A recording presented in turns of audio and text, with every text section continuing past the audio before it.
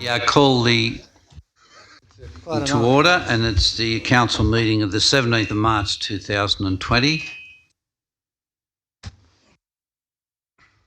In the event of emergency, the building may be evacuated. You will be required to vacate the building by the rear entrance and gather at the breezeway between the library and the art gallery building. This is council's designated emergency muster point. Under no circumstances is anyone permitted to re-enter the building until the all clear has been given and the area deemed safe by authorised personnel. In the event of an evacuation, a member of council staff will assist any member of the public with a disability to vacate the building. Find that in accordance with advice from the Department of Health, the meeting will be strictly limited to 2 hours. Any items not dealt with in that time will be deferred to our next meeting. Please practice safe hygiene and protect yourself and others from viruses, and use the alcohol-based hand sanitiser that was supplied coming in. Members of the public, this chamber has been set up to allow you to practice social distancing. All councillors and staff required to speak into the microphone. You may need to move your microphone closer to you to ensure you are heard and recorded on the live streaming. Microphone will glow red when it is picking up your voice. I just spoke with Mrs. Freeman just before the council meeting, and I inquired yesterday of the local government, New South Wales, and the department. It may take a change by the minister and Parliament, but they are looking at the possibility of having possibility of council meetings being done by teleconferencing. There's a number of councils that have cancelled their council meetings, but there's a possibility of but we don't know. It has to come back. I'd like to acknowledge the Wiradjuri people, who are the traditional custodians of the land. I would also like to pay respect to the elders, both past and present, of the Wiradjuri nation, and extend that respect to any other Aboriginal Australians who are present. So I'd like to call on opening prayer for this evening, which is be done by the Reverend Bob Cameron from the Orange East Anglican Church. Thanks, Bob. Thank you very much, Mr. Mayor. And before I pray, can I just say two things? Firstly, thank you for this privilege. I recognise we're a diverse group, and even if you don't share the faith that I have, I trust that the sentiments expressed in the prayer will still have value for you. And secondly, apology, because I am going to be running away straight after I pray, because my parish council meeting tonight, and you can guess what the main topic is on our agenda. Let's pray. Almighty God, maker of heaven and earth and ruler over all, we thank you for all who work for this community, our elected officials and those who work in administration. Thank you for the service they give and the dedication they bring to their appointed roles. We pray for them today, and especially those who are gathered here tonight in this meeting of council. Give them wisdom and understanding in all the matters that come before them. Help them to make good decisions to the best of their ability in a spirit of cooperation and harmony. Even when they disagree, may they be gracious toward each other. And above all, may they be people of integrity, justice and compassion. At this present time, grant them an extra measure of wisdom, patience and calm in assessing daily information regarding COVID-19. May they resist pressures arising from panic and fear and do what is best for our community overall, and especially for those who are most vulnerable and disadvantaged. Help these men and women who are at the same time both servants and leaders to provide in their words, decisions and actions an example to the people of Orange that is an encouragement to all and brings honour to you. These things we ask in Jesus' great name. Amen. Thanks, Bob, and good luck with your meeting tonight. I'll call for any declarations of interest. Mr Mayor, item 5.7, I have a family member involved in the Harness Racing Club, so I'll be declaring an interest and leaving the room for that one. Item 7. Thanks, Councillor McRae. Any other? Councillor Probably 5.6, but I don't know whether it's on. I'm a coach of the Orange City Rugby Union Junior. Just declare non-pecuniary, non-significant. Stay, yeah. Okay. That one, 5.6. Yeah, I don't think I think it's It's been off. withdrawn. Oh, That's what I said. I didn't know whether. sorry, I didn't know that either. So that, I call for any apologies. We have apologies from Councillor Miletto and Councillor Prevotera. Move apologies. Councillor Whitten, second, Councillor Munro, all in favour? Aye. Aye, against. Thank you. The council meeting now adjourns for the conduct of the open forum. And we have Mr John Dorin, 6 Willow Place. The item is water restrictions. Thanks, John. Kid. Actually, there's a couple of things, not just that one.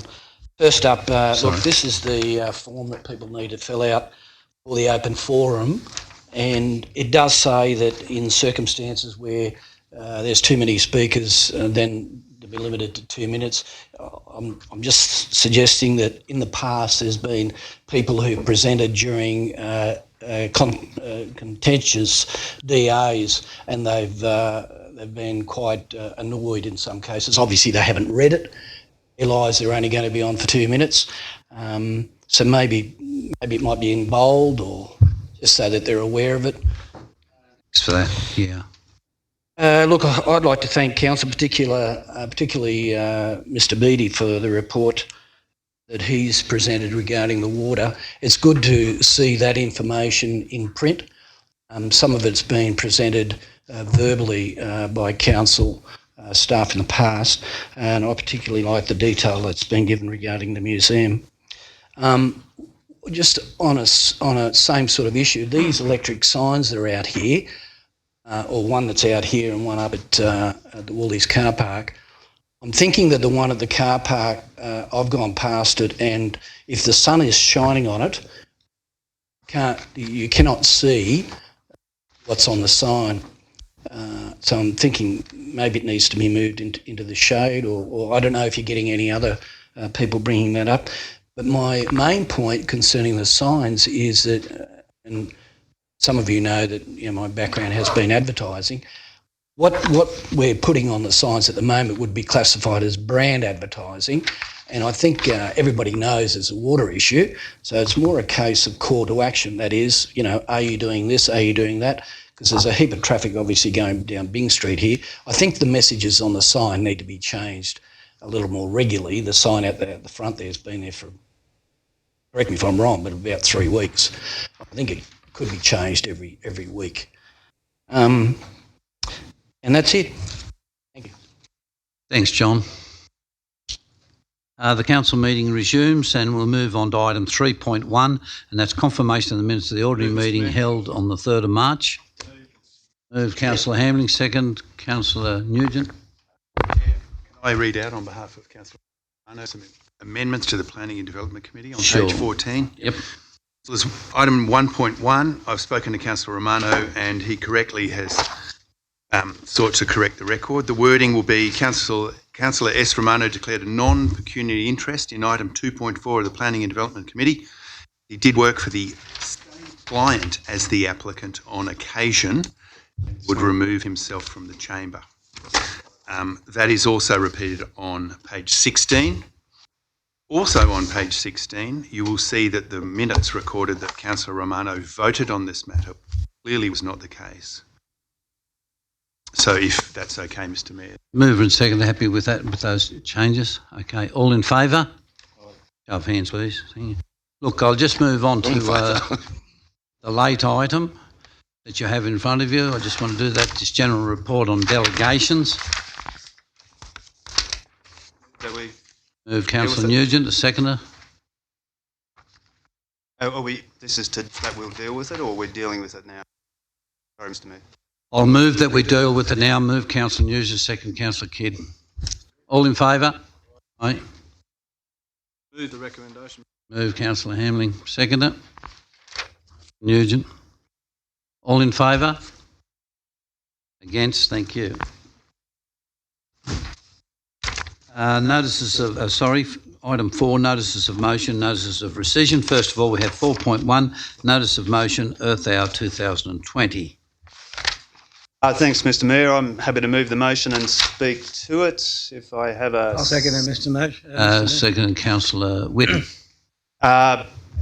Thank you, Councillor Whitten, and thanks, Mr Mayor. Look, I wrote this some time ago before COVID-19 sort of really got out of control.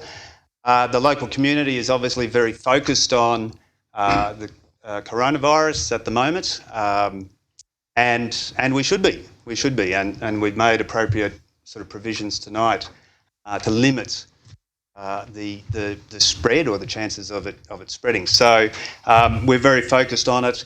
We've had a number of confirmed cases in Orange, and there's been a whole swag of events that have been cancelled as a result. But that being the case, we are, everyone's talking about it, but there are other things that council is doing and that we need to sort of keep our focus on. So in the business papers tonight, we're talking about water, we're talking about local housing, the local housing strategy, all of which are really important issues. And we've also got the climate change strategic policy under development at the moment. So I wrote this some time ago, but I think it's still important. And with council making or acknowledging or recognising Earth Hour, making a small but important acknowledgement in terms of Earth Hour. It's a small gesture. It's a symbolic gesture, yes, but I think it's an important gesture. Sort of say to the community, yes, there are other issues that we need to sort of remember are important. And in my mind, climate change continues and will continue to be an important issue. And maybe in 6 to 12 months' time, COVID-19 will be largely under control. We'll have a vaccine and the spread of it will have been restricted. Climate change will still be an issue that we have to deal with in the years to come. So in acknowledging Earth Hour and making a small symbolic gesture, I think we can just remind the community of our commitment to our long-term commitment to sustainable environmental sustainability, to renewable energy, to energy efficiency, and to the development of the climate change strategic policy, which is currently underway. So I would commend this motion to my fellow councillors. I note that the staff have indicated that they could turn the lights off, the LED lights off in Summer Street, which would be great. It'd be an appropriate gesture. I just wonder whether we could go a little bit further than that and perhaps turn off the lights here at the Civic Centre, the sort of the home, the headquarters of council as a gesture as well. But whatever gesture we make, it's not going to save a lot of energy. But it is, I think, an important gesture for us to make. I don't know when the last time, if we've ever acknowledged Earth Hour, but... We have almost every year, Councillor Nugent, since it's been in. How do we do that, Mr Mayor? Turning the lights off. Okay. Well, then let's do it again. Thank you. You're very observant the last several years. Must have been away. Councillor Whitten. Thank you, Mr Mayor. It took me a while to get up. It's Patrick's Day, I've got to be down a little. I was going to say that the council has observed Earth Hour since its and we have done our small way in the council to off the lights where we can. But it's a reminder to the community that it is Earth Hour, and if they choose to Put the motion. All in favour? Against? We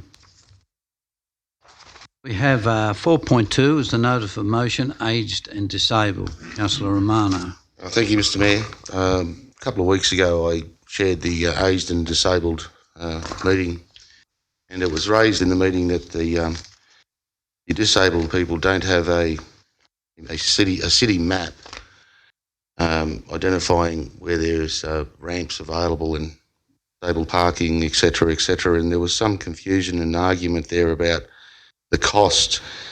The cost was $5,000, and I put forward that I'd bring this to council and have council either approve or disapprove that amount. But I would like to second it, and I think Councillor Duffy should probably second it because it was his committee. It doesn't matter who seconded it. Okay, We've got well- a second in Councillor Nugent. It's irrelevant. Okay, well, that's basically what it says there is what I'm asking for on behalf of the aged and disabled. Also, in the notice of motion, I didn't write it. The CEO wrote the notice of motion, but I just want to question when it says here to be conducted together with the future city. These people would like it as soon as possible, and not, it could be years for the future city development plan. What I was getting out of the meeting was that they need something now available and perhaps to be put at the visitor centre where they can pull up there and go in and grab a brochure and give them a clear direction as to where they can stop for lunch or whatever they want to do, or go to ATMs. These are the sort of things that they spoke about. So yes, councillors, that's what this is about. It's no big deal, but $5,000 that's going to go towards the aged and disabled. So I'm hoping that all councillors will support it. Just got a question, Mr Mayor, from the Ageing and Access Committee perspective, and I was an apology for the last meeting, but I think it was also intended that the map be online for those who are unable to access effectively a hard copy map. So I guess I'm wondering whether that's included in this, or is it only for a print copy as just discussed? I'd like to answer that. The suggestion at the time wasn't about putting it online or developing an app for it. That was going to be further down the track, further down the line. I think there was more costs involved in developing an app for this sort of thing. So I'll leave it up to the CEO to take control of that. But either way, they need to know where to go when they do come here. Visitors need to know where they can park and know where all these things are. They're on this side. On the opposition benches now. Adam, We've been noticing while you've been voting. Order for you, right? You're speaking for or against? Speaking for, Mr Mayor. I was just going to suggest that you can put it on Google Maps. There's an option in Google. You can just whack it on there. I think it might even be free. Yep. Okay, I think I'll put them... Oh, sorry, Councillor. Mayor, just quickly, look, I commend Councillor Romano for raising this point. I mean, but I was chairman of the Access Committee when we developed the and I'm surprised if we quite an extended process.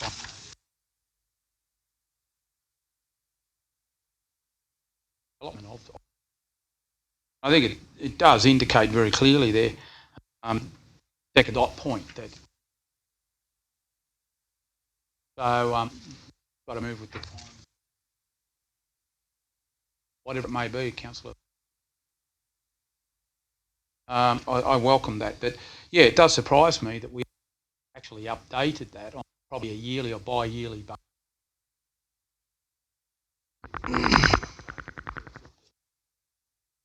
Might I add, Orange in the air.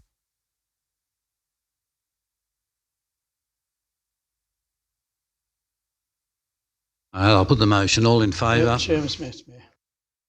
Against? Thank you. I might as well not be here then. You want me to put that to the vote? You'll get one vote over there. Put your hat on. General reports. First of all, 5.1, and that's recommendations and resolutions from the policy committees. Do the recommendation. Of Councillor Whitten, second Councillor Turner, I think it was. All in favour? Hands, please.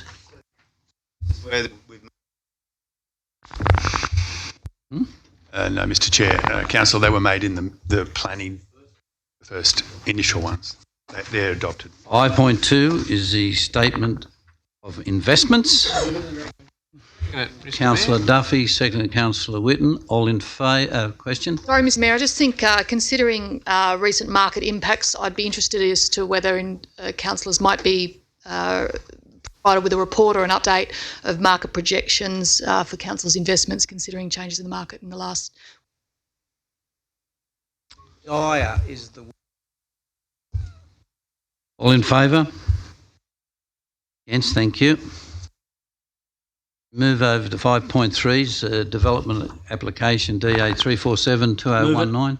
Lot 1-2. Moved Councillor Duffy, second Councillor Taylor. All in favour?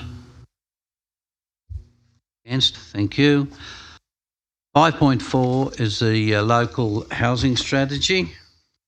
Move the recommendation, Mr Mayor. Moved Councillor Nugent, seconded Councillor Turner. Just speaking briefly on it, I was going to speak extensively, but I'll reduce that tonight. I will be putting in a submission, and I support anyone else that would like to put in submission as well, not just the councillors but the general public. This is a very important issue, but one of the issues that I have raised over the last few months is the affordable housing issue, and particularly what is council going to do as far as upgrading the quality of life for those residents in the Bowen-Glenroy area. As I have said earlier, there's roughly 100 empty blocks of land over there that no one seems to know or cares what we're going to do about it. State government doesn't seem to have any interest in redeveloping those blocks. And we've been through a lot of discussion with Housing Plus as where affordable housing is going to go under their guidelines.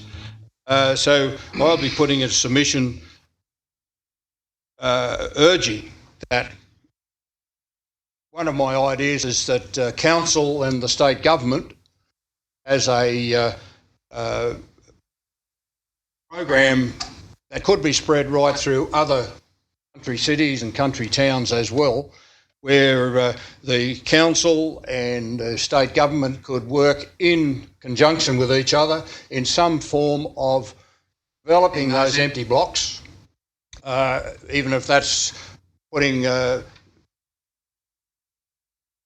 demolishing, say, the house in some instances, the house next door, and putting up 3 basic units or something like that. Because as I have said, Mr Mayor, that there's a lot of great people over in that particular area, and as far as I believe the council's been letting them down for too long as far as the quality of their life. All hear of the undesirable element that's over there and the crime that is over there. I've heard people say that, and you have, Mr Mayor, said you went to Glenroy School. Friends of mine have been to Glenroy School. I've also heard people of our era say, yes, we went to Glenroy School, but I wouldn't encourage our grandchildren to go there because it's all changed. Why has it changed? We need to really have a serious look at what we can do. We don't seem to have those same social problems over in Canard Street and Lawson Crescent, where there's a lot of public housing. We don't seem to have that problem out in... Looked at some of the street signs and vandalism up in that area. You'd change your mind if you lived in that area. Okay, but it doesn't get the publicity, and it hasn't got that same image in the general public.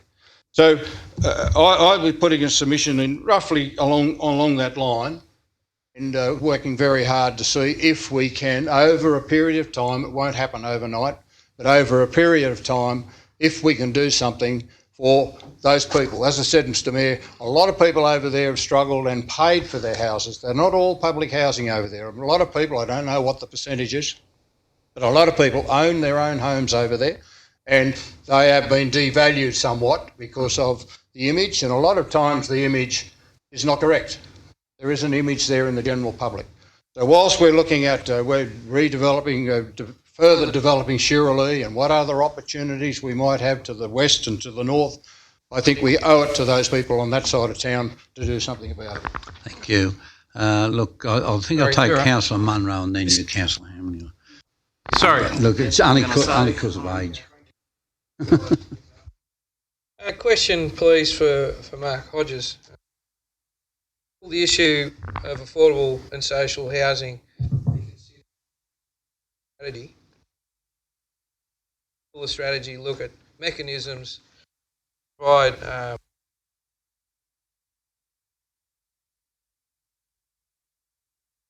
developers? My would be find some sort of mechanism. Councillor Munro, can I just, you asked him a question, now you're going to give him the solution. I think just giving the idea of what you want and then I'll ask him to answer. You can come back on notice if you like, but I just think strategy, we need to look at how we bring in developer to help say, housing in Orange. If we develop a block, whatever, it might be 50 blocks. I think that's a good idea of Councillor Witten's there. Don't forget that that's why this is out there. You can put a submission in. Yeah, put a submission in. It's a good idea. Yeah. But I just think it should be in this. How we can maybe get. Good. Anyway. Mr. Hodges, would you like to make a comment on that, please? Certainly. Through you, Mr. Mayor, definitely, Councillor Munro, that the affordable and social housing will be considered in the document when prepared. It is a key part, or one of the major parts. We'll be looking at all types of housing stock, ranging from low density normal housing through to medium density, and including certainly the affordable and social housing. In terms of incentives, that's a really important part of that advertising process and the community consultation. And that's the key part about this document when it's coming out, is where we're going out with this consultation, asking the community, giving some options, certainly like we might consider different ways of doing contributions, then also saying to the community, confirming how would you like to do this and what options do you see out there. So it's a key part of engaging with that community to see what the options come out, so it's tailored to Orange and our needs. That's why it's been interesting developing this document based on what's the actual statistics and facts happening for the city over the last few years, and things that we'll need in the next 15. Thank you. Thank you. Right, Mr. Mayor, while I agree with Councillor Turner on the housing aspect of Glenroy, like I asked a question about that derelict house in Maxwell Avenue, I find it a bit strong to say the council's forgotten about that area. Considering that young lady, the lady that worked for us when we were at the last council meeting, telling us how much council's putting in, especially in Glenroy with the youth group and all that sort of thing. We're getting a Glenroy master plan happening at the moment. So I agree about the housing side of things, but to say that we've forgotten about Glenroy and that area completely, I disagree. Okay, Councillor Nugent. Yes, thanks, Mr. Mayor. Look, I think this is a really important document. There was that front page story on in the paper last week that there's only 31 houses under $300 a week available for rent in Orange, and a lot less places than available for rent than in Dubbo and Bathurst. I have to say that in reading this report, it's actually an excellent overview of Orange. It gives a fantastic snapshot and a lot of detailed information. In relation to Councillor Munro's comments, there's a number of options for intervention in terms of social and affordable housing on pages 40, 48 and 49, and in terms of going from limited intervention right through to direct intervention. So it's up to council really to work out how much of an intervention we want to make in terms of how directly involved we want to get in providing social and affordable housing. But it is a real need. I don't think there's any doubt about that. One of the areas that I'm quite interested in is that sort of strip from on the southern side of Bathurst Road, just over the railway line, where all the car yards have moved out to the Gateway area. And what are we going to do with that? There's the potential that could be developed into medium density housing, perhaps. Walking distance to the CBD, easy access to the CBD and other facilities. So those sorts of things, I presume, will be taken up in step 3, where we prepare and present a draft strategy to council, and that'll be based on, I take it, the research phase material and also the community feedback. And just a question really to finish with, in terms of the timing for that, when do we think we might have that draft strategy prepared? Through you, Mr. Mayor, our goal would be to get council a draft document back June, July, moving on it pretty quickly. Councillor Dovey. Thank you, Mr. Mayor. Thank you very much. Take up on what Councillor Turner said as regards to what's over there. I mean, has there been any discussion with the current government of certain political persuasion as to regards to releasing land to the special skills-based boards that they set up where that type of situation can happen?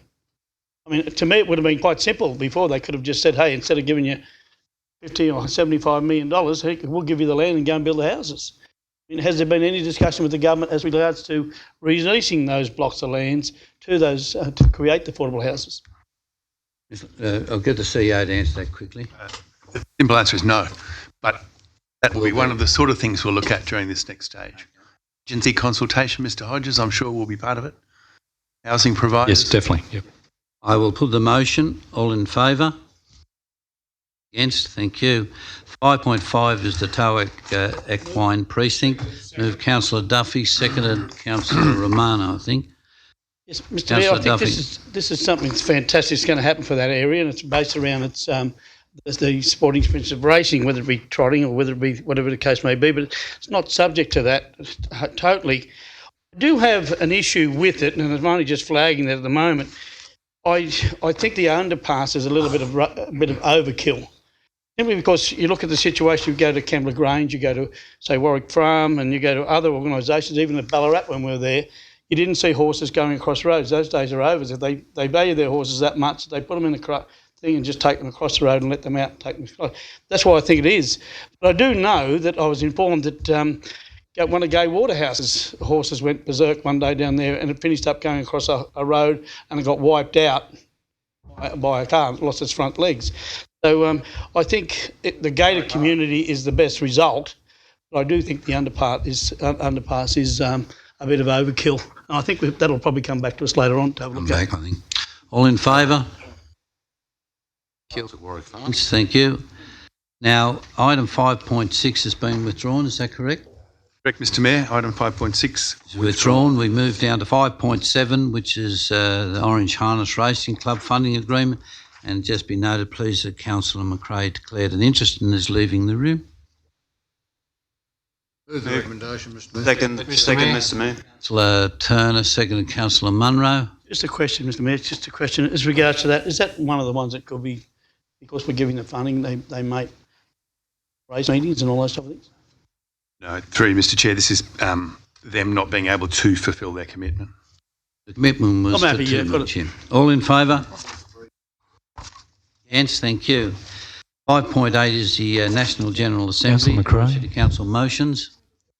Mr. Mayor. Councillor McRae. Yep. Right there. Sorry, Councillor McRae. 5.8 we're on to, which is the National General Assembly, Orange City Council motions. Move it. Moved Councillor Duffy, seconded. Councillor Munro, Councillor Nugent. Speaking against the motion. I'm not sure whether someone wants to speak for the motion beforehand, but if not, look, I certainly support the general tone or intent of the motion the motion that we want to put to the National General Assembly in terms of water resources can be sustainably developed. The problem I have with it is the construction of more water storage dams. Not surprisingly, I've spoken about this before, and as many people have said, dams don't create more water, and they just hold the water back from getting to the places where they might otherwise go to. They often also involve flooding sometimes of arable, agricultural land. And given the predictions, given the modelling in relation to climate change for the future, that there's going to be less water, less rainfall, not more rainfall, it concerns me that we'd be building more storage areas for less water. So if this motion sort of focused on those areas where we're already very active, where Orange City Council is already very active and the state government is active in terms of those pipelines connecting up different water catchments so that water can be moved around when there's more water in one catchment than in another. And on those things that we've talked about extensively here and done a lot about as a council in terms of stormwater harvesting and we've also talked about reuse of effluent. So the focus specifically on storage dams, to me, runs the risk of taking the attention and the resources and the money away from those other initiatives, which I think are more important and give better bang for the buck in terms of making best use of the water that we have, rather than trying to capture water that we don't have. Thanks, Councillor Nugent. Everyone's familiar with what the recommendation is. All in favour?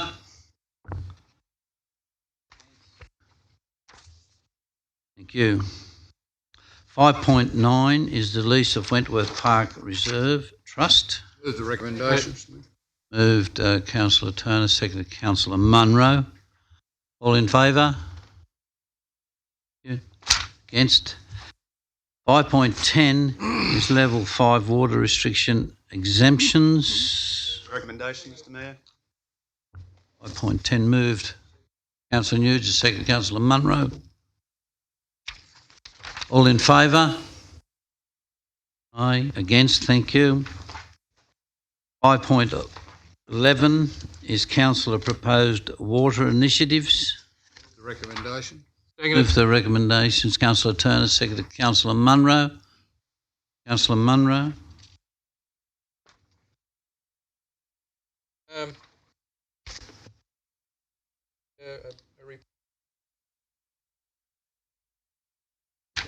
Services process involved in creating a new dam.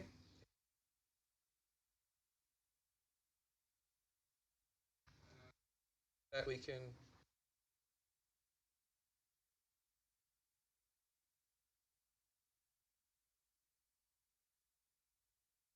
take it on notice, absolutely. Take that on notice, thank you. Councillor, I think Taylor and then Councillor Nugent. Yeah, Mr Mayor, look, I'll want to give up easily, but I mean, I accept the report. But, Mayor, just a couple of points I will raise as far as the report is concerned, as far as the pressure cleaners are. Here, the report that the pressure cleaners, in fact, use 1/3 of the water. Given the fact that what I was proposing was clean and use that pressure cleaner, got a bit carried away with the perception it was all about washing cars. It wasn't. It was about being able the very important things, I think, was about hygiene, health with dining areas and homes.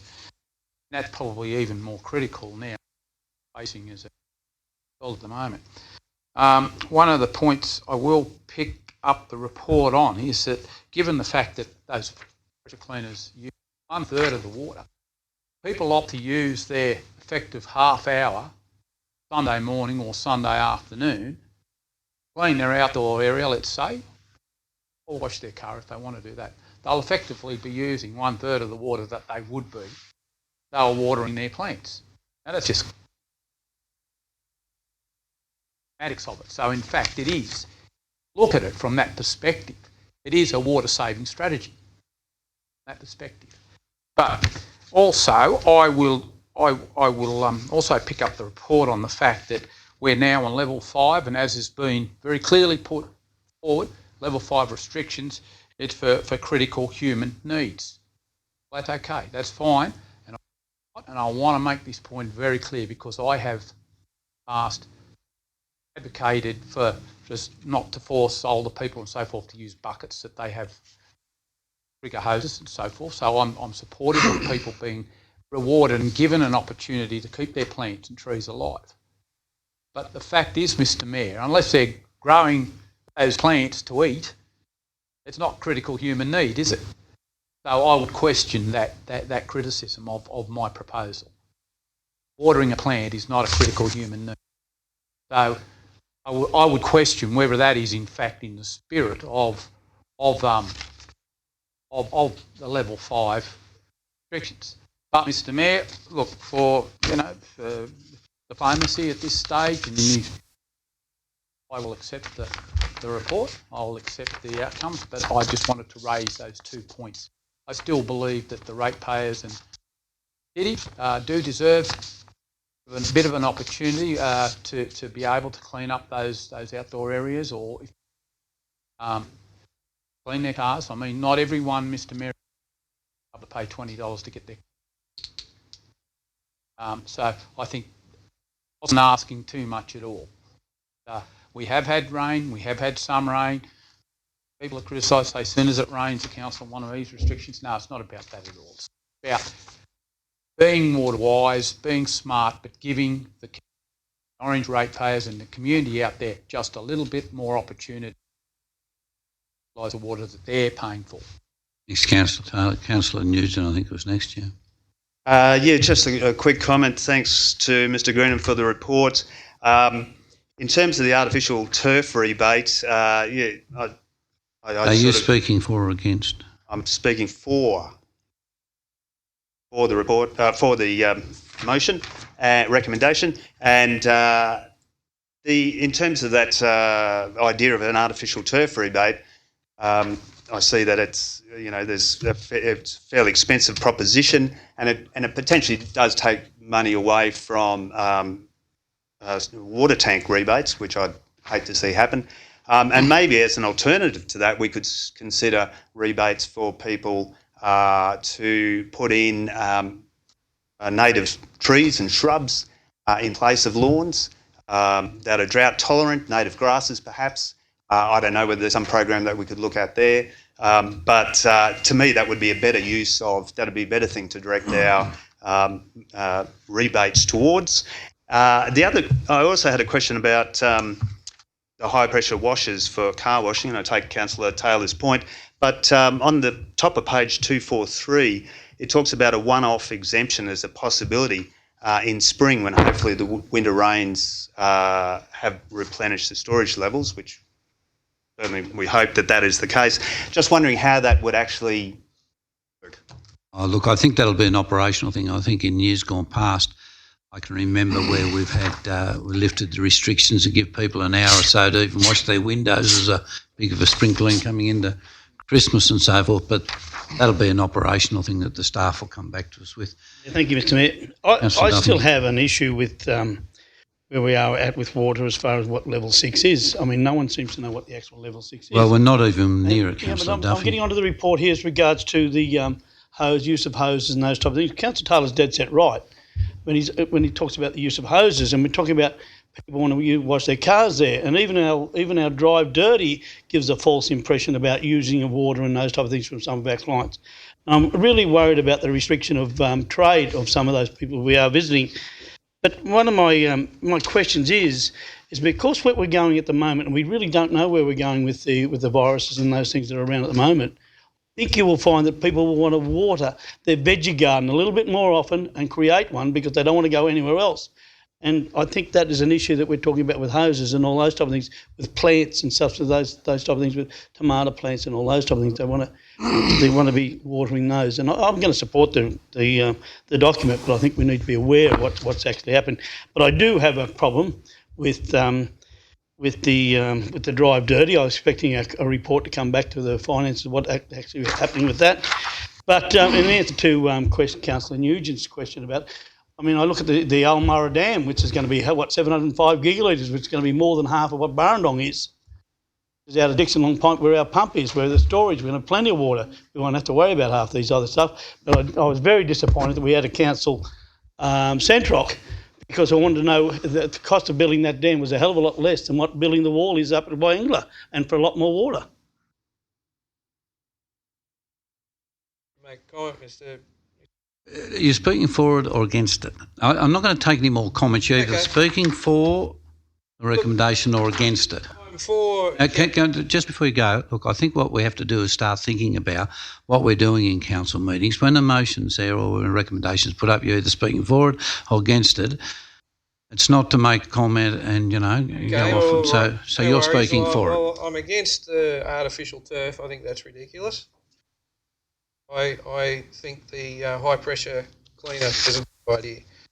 So that's all. I'm totally opposed to the turf. Colour City, we've prided ourselves on our have normal seasons, which is the case. Have the water to water our lawns and make our places beautiful. Surf, go ahead.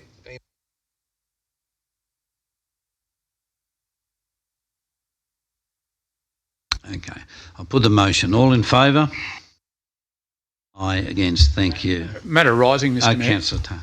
Mr. Mayor, could we make sure that the media department and so forth could, as far as the watering times are concerned for people, we're about to end daylight saving 2 weeks' time. So I'm just wondering, I mean, I noticed... Change of the time, yeah. Yeah, but I noticed, Mr. Mayor, different approaches. I noticed Dubbo are out there, water restrictions and so forth on television now, which is...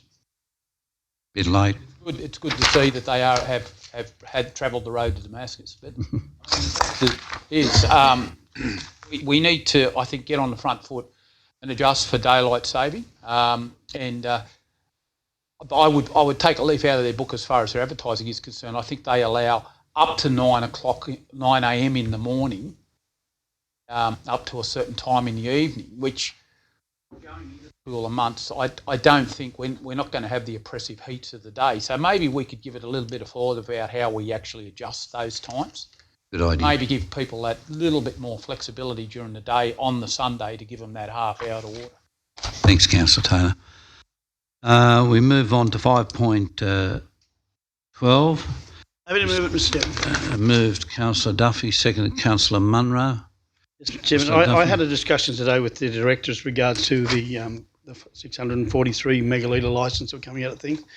There appears to be a bit of a technicality there, which I tend to agree and disagree with it. As far as when we use it, we may have lost a little bit. But since the government so graciously dropped the level from 111, 113 megalitres flow per day down to 38, I think we'll get some benefit there. Thank the director for his... Councillor Nugent. Just a quick question. So how many units have we used in 2019? I think if you see your emails this afternoon, there was an email that went out that gives you the amount of extraction and stormwater harvesting up to date. I think it was about 4:30 it went out this afternoon. Through Mr. Chair. Yeah, no, I think you've seen a preview of a press release that will go out tomorrow. Tell us when the level 6 restrictions but they now you'll be able to give it to you, yeah. Sure, we'll get that out to councillors. So it's in there? Through the chair, I can certainly answer the question about how much was used last 2019, 2020, and the balance carries over to this year as well. So I think it's in the order of around 480. Was used? Was extracted from the Macquarie River under the 643 megalitre licence. So far this... No, that's what it was extracted under the 2018, 2019. 2018, 2019. So there's a carryover into this year? There's carryover into this year. And do we anticipate using that carryover this? I do, yes. At the current rates, we'll use that. We're also investigating transferring. We've got a 150 megalitre licence on the Hawks Nest Dam that's been converted into a detention basin. Looking at transferring that 150 megalitre allocation down the Macquarie River as well. Thank you, Mr. Green. Right. All in favour? Against? Thank you.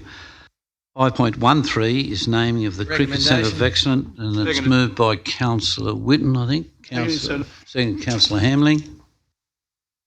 Mr. Chairman, I'm speaking for the recommendation, Mr. Chairman, but I must express my disappointment at what's happened here. And my disappointment is fair and square at the Orange District Cricket Association. I mentioned here a number of times, I noticed Councillor Turner picked it up, that we have a number of people in this city that need to be recognised, or former residents of this city that need to be recognised for their efforts in there. And I spoke about one, Reg Fitzgerald, 18 years Treasurer of the Association, on selections committees and all those type of things, terrible cricketer, but actually built the Pinnacle Road, which Orange City Council and Canobolas Council, all those councils, for 50 years, built with pick and shovel and horse and cart and all those type of things. He has no AOAM under his name. He has neither does the likes of Bruce Casey. But I'm happy to send this, but I would like the council to go back to the association, say, hey, come on, how can we recognise these people that have put in a lot? Bill Trimmer, old Bill Trimmer, acknowledged the fact that what Reg Fitzgerald did and stopped him from giving the land out of Pinnacle Road to the association. And that's why Wirrawina was built. So I do think we've done a poor job here of looking back, and it has happened in other occasions. I think the showground's another one that we've been talking about, of others that put in mountains of work back in the days when they were big jobs compared to what's actually happening now.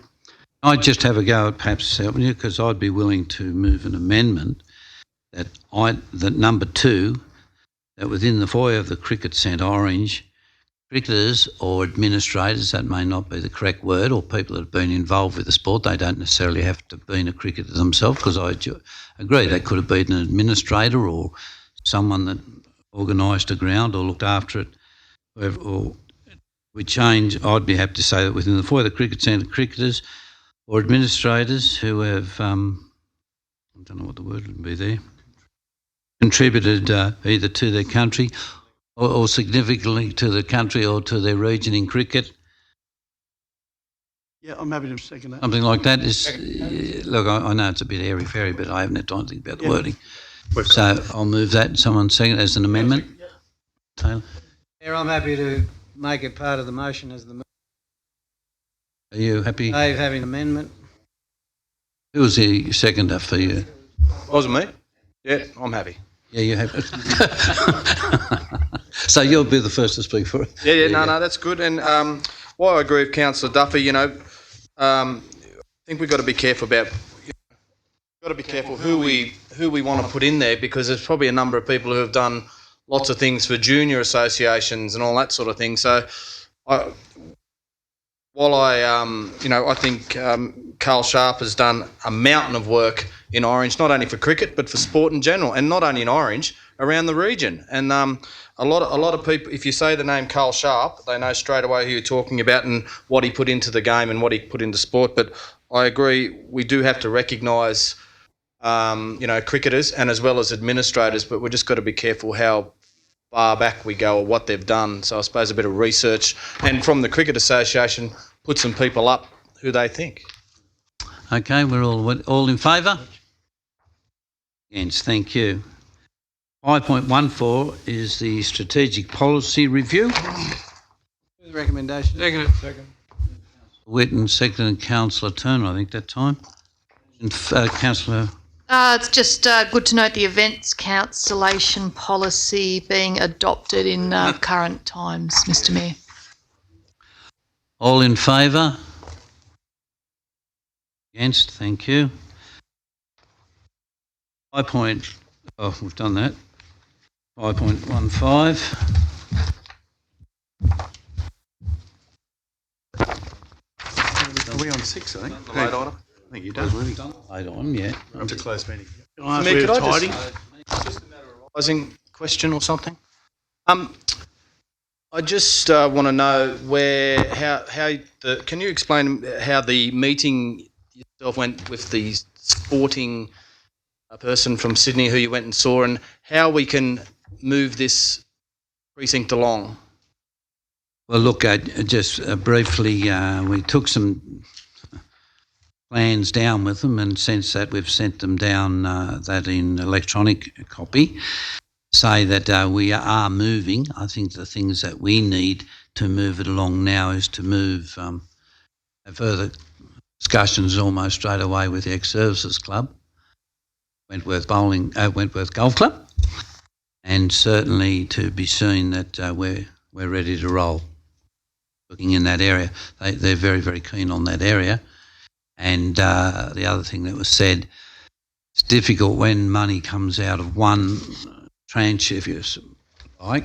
If we can't meet the requirements of that, they're willing to have it moved over into another one which we can meet. And that's the important thing. I suppose the other good thing that came out of your trip to Sydney was the Parental Responsibility Act, which we've been running in the city, as Councillor Taylor would know. We finally got the go-ahead of that for the next tour. Look, I can say I've spoken with Councillor Taylor. I give him a ring, and it was just opportune. The person we met with wasn't the minister, but it was a person that's actually in charge. We got an apology for the delay in it. Spoke at length, and the CEO was with me. I spoke at length about on the history of it, how it started, and the incredible amount of work that Councillor Taylor and myself did around Orange and getting abused and all sorts of bits and pieces. And that, in fact, acknowledged that it was the Premier at the time, Bob Carr, that stuck his neck out because there was some people within his cabinet didn't exactly favour it, and particularly one, Mrs Bergman. And he explained how he visited Orange for another occasion, opening of the Emus grandstand, I think it was, and he called Councillor Taylor on side and said, I'm going to give you the trial on it, but you've got to let us know if anything's going to tip over with it. And it has been hugely successful since. I did make the remark to him that probably why other places haven't taken it up, and it has been hugely successful here, is the amount of documentation and work you have to do to get it in place. And I'm quite sure if it wasn't as onerous, there would be other centres and police, particularly police precincts, that would take it on, because I think in that whole time, and Councillor Taylor may correct me, there's never, ever, ever been anything except 100% behind it. And so he sort of said to us, got his support, he'll make sure he'll push it through as quickly as possibly can. He's not the person that signs off on it, but he's almost put his own life on the line. That'd be fair. Mr Mayor, if I could... So I was just going to say, like, we are the only local government area in New South Wales that do this. And at the crime committee meetings, the police often say it's a valuable tool. So, I think that, it's successful in this area. It's amazed me how no one else has taken it on. It's just crazy. And it is that, I can tell you. It's an incredible... Well, Councillor Taylor would explain to you. I mean, at the time, we spoke at every single school in Orange. We, in fact, remember the meeting up with FACS where we were sat out the front for an hour and a half like naughty little schoolboys before we were allowed in to see them, and that person told us quite directly that they didn't support it. You go and spin, if you like, and it took a lot of work, and I suppose it's that. And I did say that I think it is worth really looking at now how successful it's been here and seeing if there is ways of being able to make it more streamlined for other people to take on. I did emphasise the other thing too. It's one of those reports that you do that numbers is not indicative of how it's going. The less numbers is probably a good indication of how it's going, where you can support young people, take them home if they are in danger, and that takes them away from that danger. I think the first two people in Orange Glen were people that one of my kids did at one stage, were supposedly at a sleepover, but the sleepover wasn't in Summer Street. So, Councillor Taylor. Mr Mayor, just quickly, I won't labour on it, but I mean, the fact is, I'd like back, I mean, we always stand up and we get signalled out by people out in the community and we don't ever do nothing, but I'd like, every hour, a lot of the hours back that we put into just this particular one, I mean, I think almost as much as the toilet across the road. But it's always been a battle since 1994. It came out of a public meeting with 800 people in the forum out here in the Civic Theatre. And then from day one, it went in place. It was a success in Orange. Many communities tried to implement it and they couldn't uphold the rigorous paperwork and criteria that was set down by successive governments, not just previous Labor government, but successive governments tried to get rid of this. They tried every trick in the book.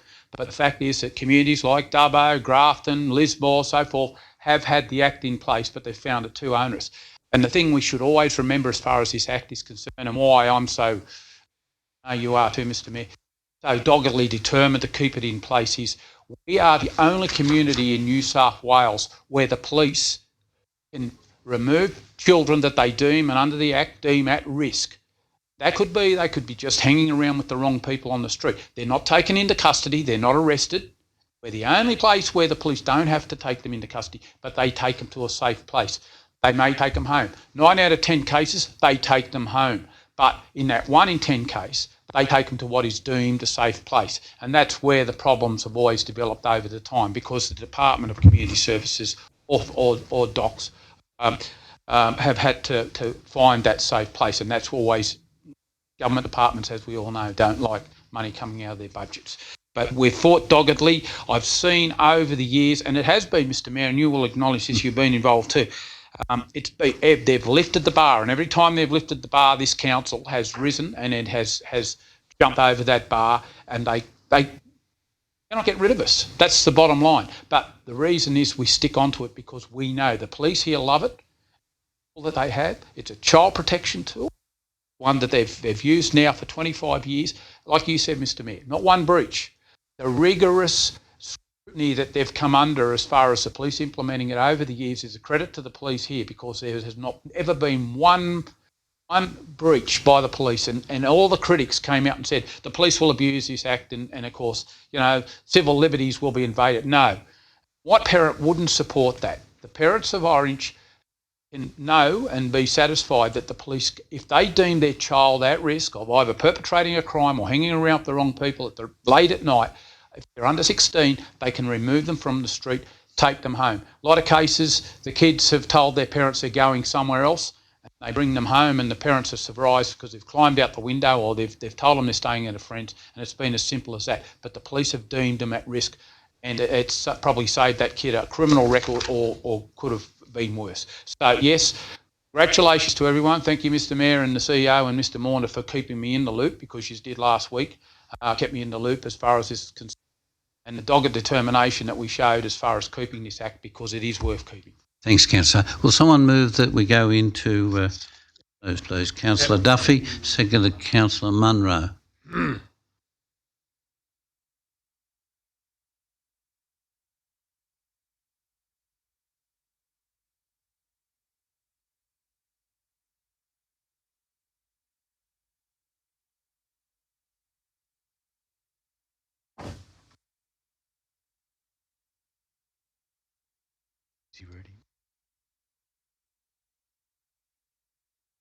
Yep, now I'm just waiting for the door to close. See when the door is closed. Yeah, I do. All right. The reasons for confidentiality. Chief Executive Officer will advise the Council if any written submissions have been received relating to any item advertised for consideration by a closed meeting of Orange City Council. There are no such submissions. I extend an invitation to any member of the public now, we've got rid of them, at the meeting to make a representation to Council as to whether the meeting should be closed for a particular item.